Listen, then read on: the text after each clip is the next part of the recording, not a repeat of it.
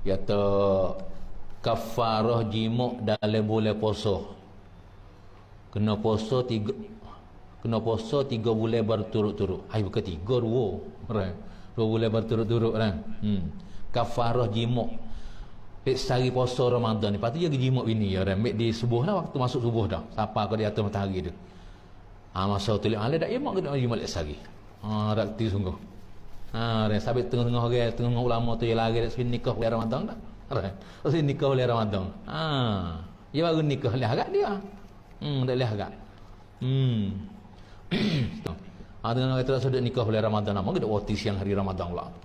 Dia baru nikah tu, dia galak oleh kafarah tu. Kafarah pengaprap lah pak teh jimuk siang hari Ramadan tu. Kena puasa 2 bulan berturut-turut. Bagi laki-laki ya tu. Lepas tu kalau perempuan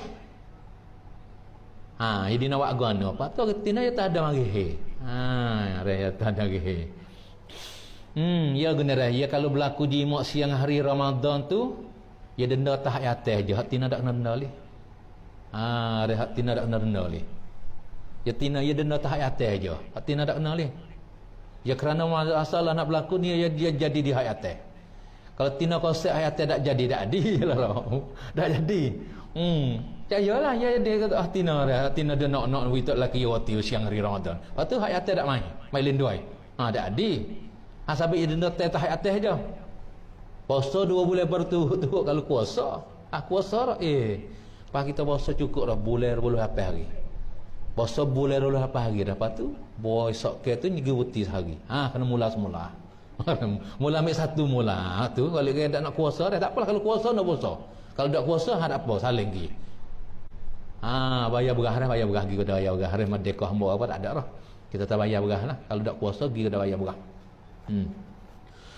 Ya wajib tahari atas dah. Ya masak denda ya tahari atas hati nak kenal leh. Gaduh hak tina dah. Gaduh hak tina.